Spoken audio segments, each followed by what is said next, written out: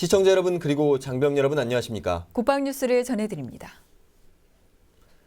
세월호 사고 1주기를 맞아 온 국민의 슬픔 속에 진도 팽목항에서는 추모 행사가 열렸습니다. 팽목항을 찾은 박근혜 대통령은 빠른 시일 내에 선체 인양에 나설 것이라고 밝혔습니다. 김지현 기자입니다. 세월호 사고 1주년을 맞아 전남 진도 팽목항을 방문한 박근혜 대통령은 현장에서 발표한 대국민 담화를 통해 선체 인양을 진지하게 준비해야 한다고 생각한다며 필요한 절차를 신속하게 진행해 가능한 빠른 시일 내에 선체 인양에 나서도록 하겠다고 밝혔습니다.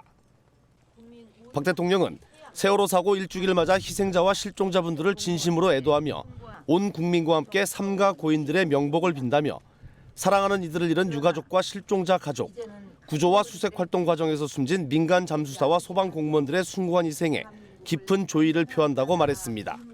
세월호 사고를 계기로 국민 한 분 한 분의 안전을 지키는 안전 국가 건설에 총력을 기울일 것입니다. 진상 규명과 관련해선 국회에서 세월호 특별법이 제정되었고 이에 따라 민관합동 진상규명특별조사위원회가 출범해 곧 추가적인 조사가 진행될 것이라고 밝혔습니다. 한편 박 대통령은 추모 행사 참석 후 오는 27일까지 9박 12일간 콜롬비아, 페루, 칠레, 브라질 등 4개국 순방을 위해 출국했습니다. 국방뉴스 김지한입니다. 세월호 사고 1주기를 맞아 목포에서는 해상 재난 상황을 가정하고 해군과 국민안전처가 유기적인 팀워크를 발휘하며 강도 높은 합동 구조 훈련을 펼쳤습니다. 구조팀은 헬기와 함정 등 모든 장비를 동원해 바다에 빠진 사람을 신속하게 구하며 다시는 세월호와 같은 아픔을 겪지 않을 것을 다짐했습니다. 이혁근 기자의 보도입니다. 목포 해군 삼함대 지휘통제실. 인근 해역에서 사고가 났다는 전화가 걸려옵니다. 14시 10분경 시야에 불모기 도근의 역산 화재 발생으로 인한 조난선박 발생하여 해경에서 전력 지원 요청하였습니다. 목포에 대기 중이던 진해함, 한문식함 등 삼함대 함정들과 구조팀 헬기, 해경의 함정들이 모두 전속력으로 출동합니다. 다시는 세월호와 같은 아픔을 겪지 않기 위해 해군과 국민안전처는 강도 높은 구조 훈련을 펼쳤습니다. 사고 현장은 선박에 불이 나 바다에 뛰어든 사람들도 있는 위험한 상황. 가장 먼저 현장에 도착한 UH-60 헬기가 바다에 빠진 승객 1명을 구해 헬기로 올립니다. 이윽고 대형 헬기에서 구조대원들이 바다로 뛰어내립니다. 고무보트 2대에 나눠 탄 대원들은 바다에 빠진 승객들을 한 명씩 보트로 건져 올립니다. 우리 해군은 해상 재난 사고 발생 시 골든 타임을 놓치지 않고 신속하게 구조할 수 있도록 재난 대응 능력을 지속적으로 보완 발전시켜 왔습니다. 앞으로도 유관 기관과 적극 협조하여 해상 재난 사고 발생 시 국민의 생명과 재산을 지킬 수 있도록 재난 대응 태세를 완벽하게 유지해 나가겠습니다. 해경의 122 구조대는 불이 난 사고 선박에 올라가 배에 남아있는 사람이 있는지 확인합니다. 세월호 사고 이후 지난 1년간 해군과 국민안전처는 해상 재난 사고가 났을 때 신속하고 체계적으로 구조가 이루어질 수 있도록 노력했습니다. 진해에 CH-47 헬기를 배치해 사고 지점에 구조대원들을 빠르게 투입할 수 있도록 하고 해난구조대의 심해 잠수 능력을 강화하기도 했습니다. 앞으로도 해군은 내년까지 모든 함정과 헬기에 인명구조용 휴대용 구명정을 비치해 철저한 구조작전을 수행할 계획입니다. 국방뉴스 이혁근입니다. 정부는 세월호 1주기를 맞아 4월 30일까지를 국가안전 대진단 기간으로 정했습니다. 육군은 이에 따라 지난 13일부터 17일까지를 특별안전진단 주간으로 정하고 안전사고를 대비한 신속 대응 훈련에 구슬땀을 흘리고 있는데요. 육군 제1야전군사령부도 민관군경 통합 안전대응 훈련을 실시하고 국민들의 생활 전반에 대한 안전점검과 안전의식을 고취하고 있습니다. 정상윤 중입니다. 인구 밀집 시설인 아파트에 원인 불명의 폭발로 건물 일부가 붕괴된 상황. 주민들이 겁에 질려 뛰쳐나옵니다. 즉시 현장에 투입된 통합 대응반이 주민들을 안전한 곳으로 대피시킵니다. 소방서는 사다리차와 레페를 통해 아파트 내부에 있는 주민들을 구출합니다. 군은 응급의료소를 운영하며 신속하게 응급처치를 하고 주민들을 안정시킵니다. 2차 폭발로 아파트에 화재가 발생하자 군관 합동 신속 대응팀이 현장에 투입돼 화재 진압에 들어갑니다. 소방차와 제독차가 연신 물을 뿜어내며 2차 피해를 막습니다. 육군 제1야전군사령부가 국민안전의 날을 맞아 원주 지역 민관경과 함께 실시한 안전대응훈련에서 부대는 이번 훈련으로 각종 재난 발생 시 국민의 생명과 재산을 지키기 위해 반드시 필요한 유관기관 공조협업 체계를 강화했다고 밝혔습니다. 한편 육군은 특별안전진단 주간을 맞아 모든 병영시설과 훈련장에 대한 위험 요소를 집중 점검하고 있습니다. 특히 탄약과 폭발물에 대한 실샘 확인과 안전 규정에 의한 관리를 통해 모든 안전사고를 사전에 예방하기 위해 총력을 기울이고 있습니다. 국방뉴스 정상윤입니다. 국가보훈처는 지난 3월부터 전국 보훈요양원과 병원을 대상으로 2015년도 국가안전 대진단을 실시하고 있습니다. 네, 그 일환으로 지난 15일에는 대전 보훈요양원에서 화재 발생을 가정한 위기 대응 훈련이 펼쳐졌는데요. 윤현수 기자가 취재했습니다. 대전 보훈요양원. 원인을 알 수 없는 화재가 발생한 긴급 상황입니다.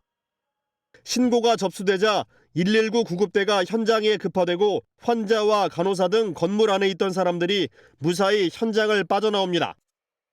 화재가 발생할 경우 가장 중요한 건 발생 초기에 제대로 파악하고 대처하는 것. 분말 소화기와 소방호스를 이용해 작고 큰 불길을 진압하는 데 성공합니다. 훈련은 화재 발생 시 상황 전파와 초동 대처, 환자 대피, 현장 탈출, 소화기 사용 등 위기 상황에 대응하는 능력을 숙달하는 방식으로 진행됐습니다. 오늘은 거동이 불편한 어르신들이 계신 보훈요양원에서 화재를 가정한 실제 훈련을 실시함으로써 안전과 사고 예방에 대한 경각심을 가질 수 있는 기회를 가졌습니다. 이와 같은 안전 진단 및 훈련은 각 기관별로 수시로 실시할 예정이며 안전한 대한민국을 만드는 데 작은 보탬이 되도록 하겠습니다.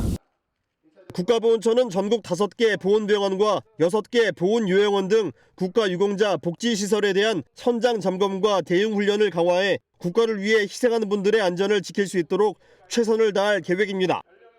국방뉴스 윤현수입니다. 한미 양국의 국방부가 제7차 한미통합 국방협의회의를 워싱턴에서 개최했습니다. 북한 도발을 억제하고 대응하기 위해 한미억제전략위원회를 만들고 전자권 전환 합의의 후속 조치로 전략동맹 2015를 대체할 새로운 전략문서의 기본문에 합의했습니다. 오사연 기자의 보도입니다.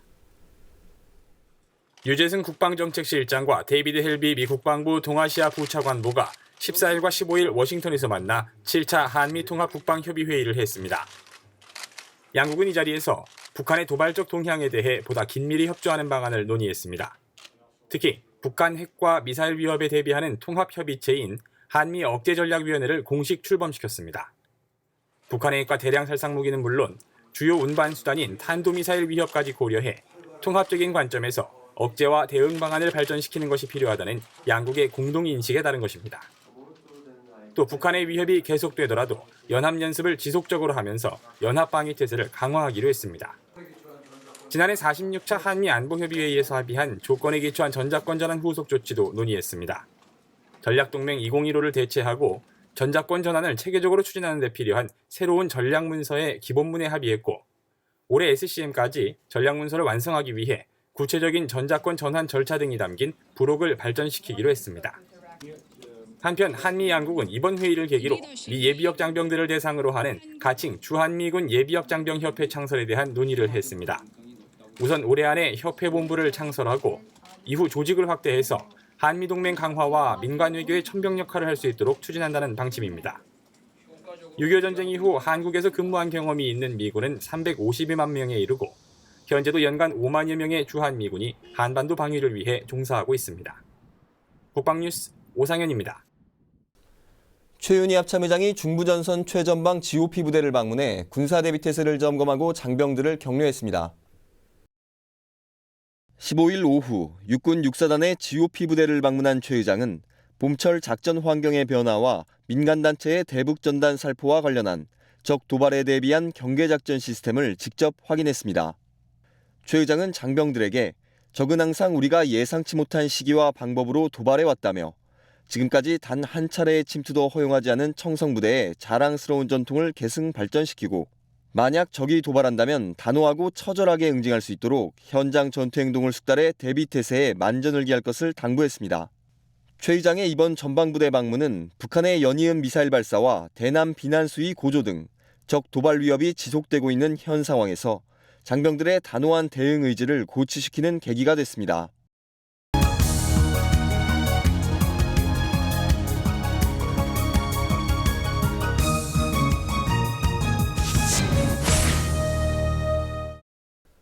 북한은 올해도 4월 15일을 맞아 태양절 행사를 다양하게 진행했습니다.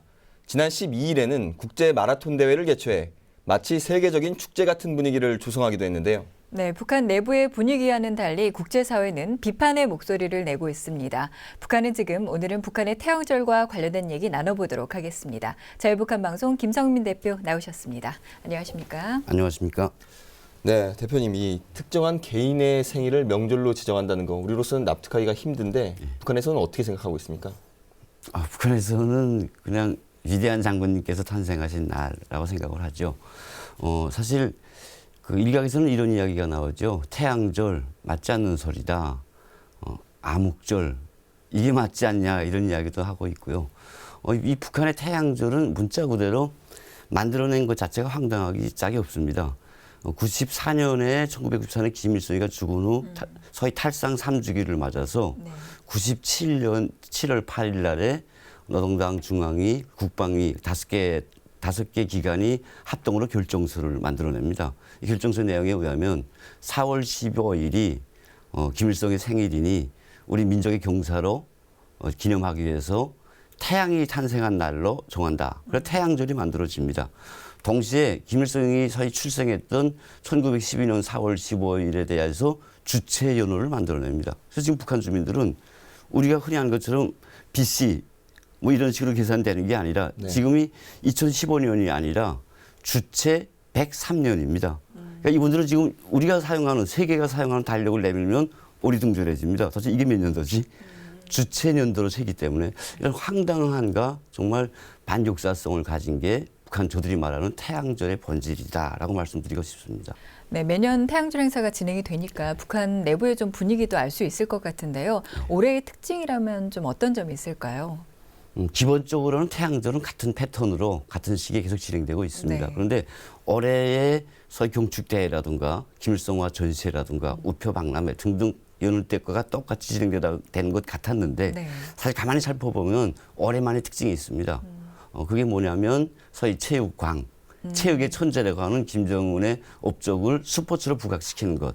앞서 말씀하신 것처럼 이제 올해에 30개국이 참가하는 마라톤 대회를 만들어냅니다. 12일 날에. 13일 날에는 이설주가 간만에 나타나서 정말 폭설을 터뜨리면서 북한의 종합축구팀, 남자 축구팀의 경기를 구경하게 됩니다. 그래서 북한 주민들이 스포츠, 그럼 자연히 김정은과 이제 연계를 시키게 만들어놨고요. 그리고 경축 공연을 해마다 진행하고 있는데 이 경축 공연 무대에 체육인들이 등장합니다. 그래서 공화국의 자랑찬 체육 성과를 이제 나열하게 되는데 이게 또 역시 김정은의 업적과 이제 연결되는 이런 것들이 올해에 나름대로 좀 다른 것이다라고 봐야 되지 않을까 싶습니다. 네, 이렇게 들어보면 이렇게 다양한 행사가 열리고 또 특별 배급도 이루어진다고 하는데 실제 북한 주민들의 반응은 어떻습니까? 네, 북한 주민들이 사실 김일성 생일, 김정일 생일을 은근히 기다립니다. 이렇게 말씀하신 것처럼 특별 배급 때문에 그러는데 이번에 평양시에 1인당 평양시에 원래 보름 단위로 배급을 내주는데 평양시는 기본적으로 배급을 줌에도 불구하고 7일에서 10일치밖에 배급을 안 주고 있었는데 이번에는 온전히 보름치 배급을 줬다. 북한 주민들이 이제 감탄하고 있고요. 그리고 평양시 주민들에게 기름을 한 병씩 줬다고 합니다. 기름 한 병을 장마당에서 구입을 하자면 이민군의 대리 월급이 한 3개월치가 모아줘야 되거든요. 그걸 그냥 무상을 빼다시피 줬으니까 평양시 주민들은 고마워할 수밖에 없고요. 비극이긴 합니다만 지방은 각 도당, 군당이 책임지고 선물 명절 공급을 진행하라고 합니다. 각이하곤 한데 신의주에서는 이번에 돼지고기 1kg씩 줬답니다. 세대당. 이런 것들로 북한 주민들이 사실 은근히 명절을 기다리고 이게 명절이야 라고 하기는 합니다만 저처럼 외부에 밖에 나와서 이제 북한을 다시 들여다보는 탈북자들은 정말 그 상황 자체가 가슴 아프고 네. 서럽고 어처구니가 없죠. 네, 그렇군요. 이 태양절을 맞아서 당 간부들한테는 이 김정은 정권에 대해서 충성을 또 맹세를 하고 또 신문하고 TV에서는 김정은 제1위원장에 대한 충성을 강조하는 내용을 그렇게 싣기도 했습니다. 네.